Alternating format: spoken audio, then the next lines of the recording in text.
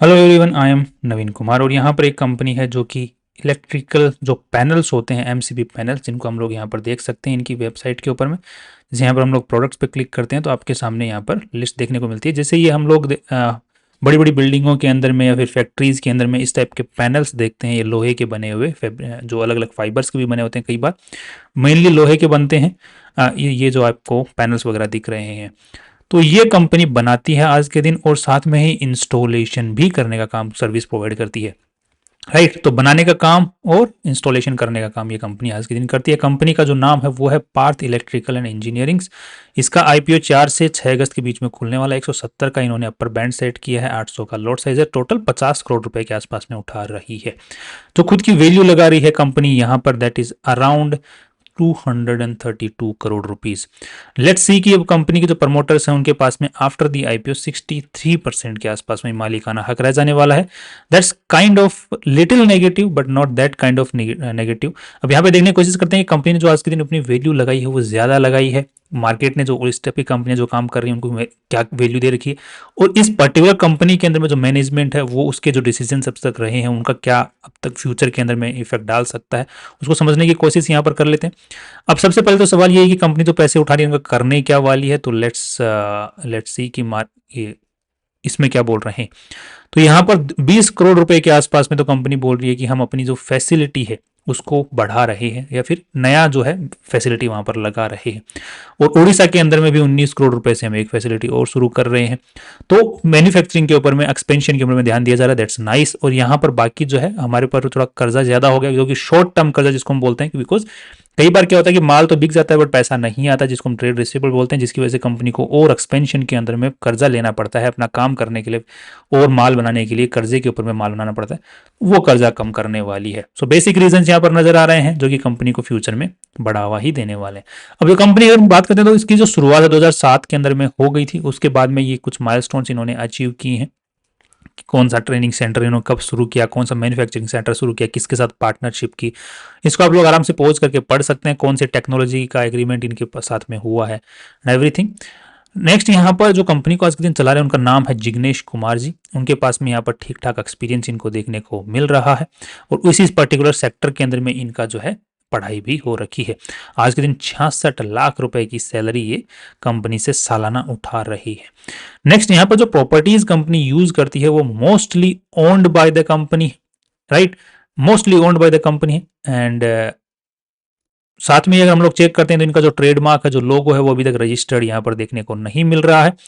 Next यहाँ पर अगर हम लोग इनकी जो रेटिंग है, क्योंकि कंपनी अगर कई बार लोन लेती है तो लोन लेते वक्त इसको एक रेटिंग एजेंसी से अगर अपनी रेटिंग करवा लेती है तो वहां पर जो इन्वेस्टर्स होते हैं उनको भरोसा आता है कंपनी के अंदर में। तो इन्होंने अपनी खुद की रेटिंग भी लगवा रखी है। तो इनकी रेटिंग कुछ खास अच्छी नहीं है, बिकॉज अब छोटी कंपनी है तो अच्छी कैसे भी हो सकती है। तो यहाँ पर जब डूबने का कर्जा, जब पैसा डूबने का जब खतरा होता है तो यहाँ पर बी की रेटिंग में चल जाती है। अगर डूबने का खतरा जितना कम हो उतना ही रेटिंग अच्छी होती है। यूजुअली ट्रिपल ए रेटिंग सबसे अच्छी मानी जाती है। नेक्स्ट यहाँ पर देखने को मिल रहा है कि टॉप 10 कस्टमर से कंपनी का लगभग 86% रेवेन्यू आ जा रहा है, जो कि पिछले साल तक 67% था। लगभग 70% के आसपास में टॉप 10 जो कस्टमर्स हैं उनकी रेवेन्यू आ रहा था। तो इस साल जो है कंपनी का यहाँ पर देखने को मिल रहा है कि कंपनी ने पुश किया है या फिर उधारी में माल ज्यादा दिया है ताकि सेल जो है आईपीओ ईयर के अंदर में ज्यादा दिखाई जा सके, ऐसा नजर आ रहा है। हम लोग डेटा को अगर यहाँ पर देखते हैं तो साथ में इनकी जो मैक्सिमम जो सेल हुई है वो गुजरात में ही इस साल हुई है। अगर हम पिछले सालों को अगर चेक करते हैं तो यहाँ पर गुजरात के अंदर में 40, 60 और इस बार 90% सेल। दैट मीन्स कि अगेन इसी स्टेट के अंदर में तो ये काम कर रही है, उसी स्टेट के अंदर में इनकी जो सेल हुई ज्यादा हुई है। तो दैट मीन्स कि अगेन थोड़ा सा डाउटफुल हो रहा है कि जो सेल हुई है वो रियलिटी में हुई है या पुश की गई है या फिर फर्जीवाड़ा है, वो हम लोग कंफर्म नहीं कर सकते। B2B सेक्टर, अगेन इनकी जो सबसे ज्यादा सेल आती है वो B2B सेक्टर से। दैट मीन्स कि ये जो जीएसटी नंबर होल्डर्स होते हैं उन्हीं को सेल इनकी ज्यादा जा रही है, बिकॉज इनके थ्रू ही इनका काम होता है। यूजुअली इनके जो कॉन्ट्रैक्ट्स लेते हैं, कॉन्ट्रैक्ट्स के थ्रू ये सर्विस प्रोवाइड करते हैं और वहीं से पैनल जो खुद ही मैन्युफैक्चर करते हैं और खुद ही जाके लगा के आते हैं। नेक्स्ट यहाँ पर देख रहे हो इंजीनियरिंग सेक्टर से इनका सबसे ज्यादा आ रहा है, बाकी यूटिलिटी सेक्टर से ही इनका मेनली आ रहा है। नेक्स्ट अब इनका जो सबसे ज्यादा जो रेवेन्यू आ रहा है वो कौन से पर्टिकुलर पैनल की सेल से आ रहा है। तो यहाँ पर देखने मिल रहा है RMU, जो मैन्युफैक्चरिंग और सप्लाई है। RMU जो पैनल है उससे इनकी सबसे ज्यादा सेल आ रही है। और RMU कौन सा, जो बेसिक जो पैनल होता है जो कि हर बिल्डिंग के अंदर में यूजुअली देखने को मिलता है, उस पर्टिकुलर पैनल से इनकी सेल आ रही है। नेक्स्ट एक कहाँ रह गए हम, राइट, एंड आरएमयू पेमेंट हम पहुंच गए, ओके। नेक्स्ट यहाँ पर देखने को मिल जाता है कि इनकी जो मैन्युफैक्चरिंग से ही इनका सबसे ज़्यादा रेवेन्यू आ रहा है, जाकि ये सर्विस जो प्रोवाइड करते हैं उससे ज़्यादा रेवेन्यू ना, यूजुअली क्या है कि कंपनी अपना माल तो लगा देती है तो सर्विस प्रोवाइड करती है, सर्विस प्रोवाइडर का अलग से जो बिल है वो बनता है, तो बिल बेसिकली देखा जाए तो जो बिल सर्विस के नाम पे बन रहा है वो ज़्यादा नहीं बन रहा है, जबकि जो कंपनी मैन्युफैक्चर जो प्रोडक्ट बेच रही है उनसे ज़्यादा बनता है। तो मान के चलो कि अगर मैं मैन्युफैक्चरिंग करता हूँ और मैं बोलता हूँ कि जी हम आपके यहाँ पे आके लगा भी देंगे, बट वहाँ पर जो बिल बन रहा है वो सिर्फ मैन्युफैक्चरिंग का ही लगा रहा हूँ, मैं प्रोडक्ट का ही लगा रहा हूँ, एक्स्ट्रा सर्विसिंग का नहीं लगा रहा हूँ, राइट। तो वो मैन्युफैक्चरिंग के नाम पे ही ज़्यादा, बट बेसिकली बात देखी जाए तो मैंने जो दोनों का ही कॉम्बाइंड जो है यहाँ पर वो रेवेन्यू देखने को मिलता है। बिकॉज काफ़ी सारी कंपनियां अगर हम लोग भी काम करवाते हैं, जैसे आपने किसी से पर्दे बनवाए हैं, तो वो ये नहीं बोलते कि हम जी आपसे एक्स्ट्रा लेने वाले हैं, हम पर्दों का ले लेंगे बाकी हम फ्री में कर देंगे। तो this is what happens. Next यहाँ पर देखने को मिल रहा है कि कंपनी के अंदर में आज के दिन टोटल 244 एम्प्लॉइज काम कर रहे हैं, जिसमें से प्रोडक्शन डिपार्टमेंट में सबसे ज़्यादा काम चल रहा है। That's nice. Again domestic purchase जो कंपनी माल बना रही है वो इंडिया से ही एक्वायर कर रही है। एंड आरएमयू पैनल कैपेसिटी की अगर हम लोग बात करते हैं, आज के दिन 93% कैपेसिटी पे काम कर रही है पिछले सालों से, काफ़ी सालों से।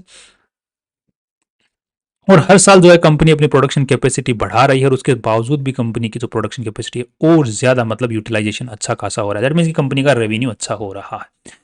नेक्स्ट यहाँ पर ये काफ़ी सारे अलग अलग टाइप के ये जो पैनल्स हैं वो बनाते हैं, उनकी आप लोग यहाँ पर डिटेल्स वगैरह पढ़ सकते हैं। Control and relay panels and everything you can see, PSS compact सब स्टेशंस, राइट, ये एमवी स्विच केयर पैनल्स, ये सब कुछ भी ये बनाते हैं आज के दिन। ये आरएमयू रिंग जैसे हमने बात किया था, इनकी फोटोज वगैरह आप लोग देख सकते हैं। एंड ये इनका जो ऑफिस है, और ऑफिस का मेरे को यहाँ पर थोड़ा सा अजीब ही लग रहा है कि एकदम बिल्कुल नया ही बनाया हुआ लग रहा है, जैसे अभी आईपीओ डालने के बाद में इन्होंने नाम वाम सब कुछ लिखा, और बिल्डिंग तो अभी इनकी बन के तैयारी नहीं हुई है। एंड एवरीथिंग मे बी काम कर रहे हैं यहाँ पे। नेक्स्ट ओके, यहाँ पर हम ऑलरेडी देख चुके हैं। अब यहाँ पे ये भी हम देख चुके हैं, एंड ये भी हम ओके।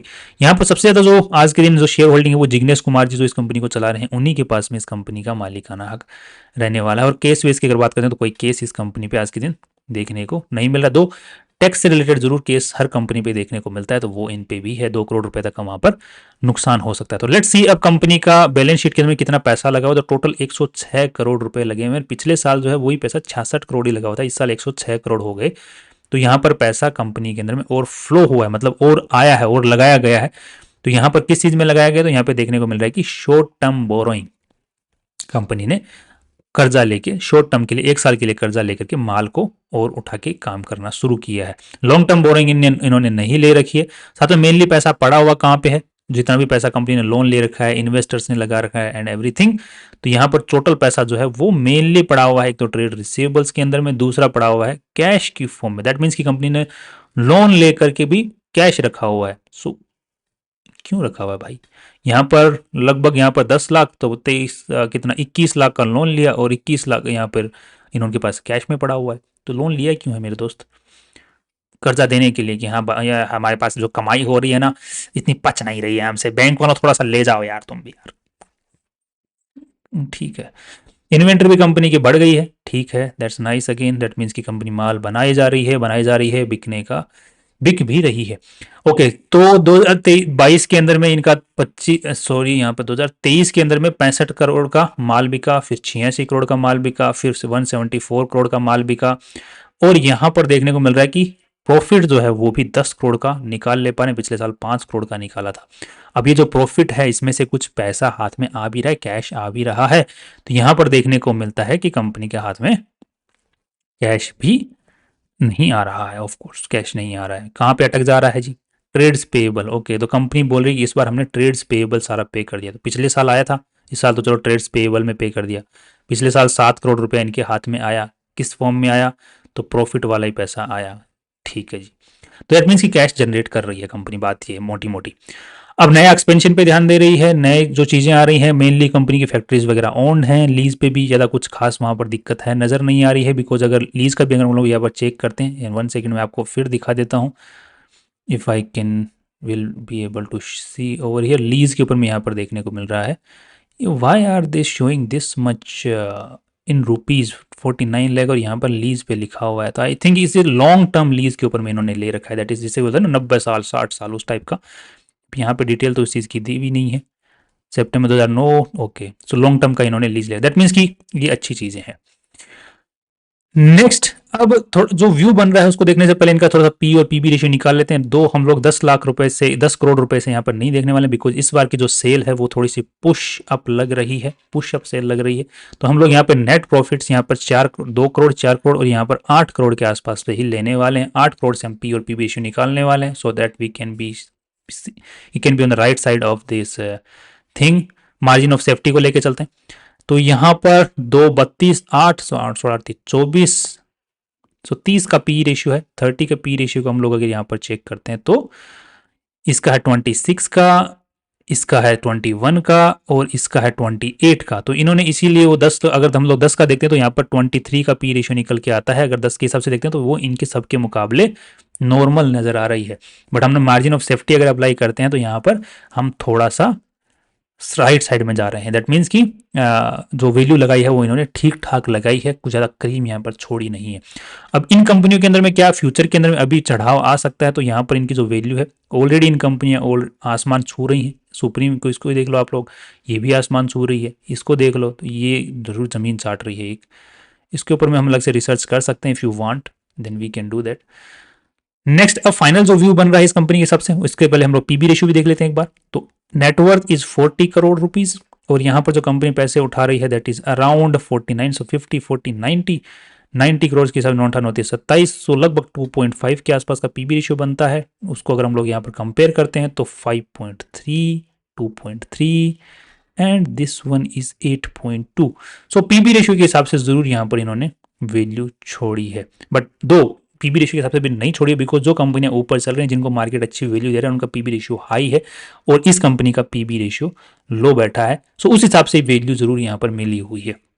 बट अब मार्केट इसको, मुझे लगता है कि ठीक ठाक इसको वैल्यू मिलनी चाहिए, बट कमाई के हिसाब से नहीं, नेटवर्थ के हिसाब से मिल सकती है, क्योंकि ज़्यादा उछाल की उम्मीद यहाँ पर नजर नहीं आ रही है। दो इन्होंने जो आज के दिन वैल्यू लगाई है वो ठीक ठाक लगाई है, ऑन एन एवरेज लगाई है, ज़्यादा क्रीम हमारे लिए छोड़ी नहीं है। So my view in this company is the long term is positive view on this company, but in the short run and in the listing gain वहां पर ज़्यादा कुछ खास है नहीं।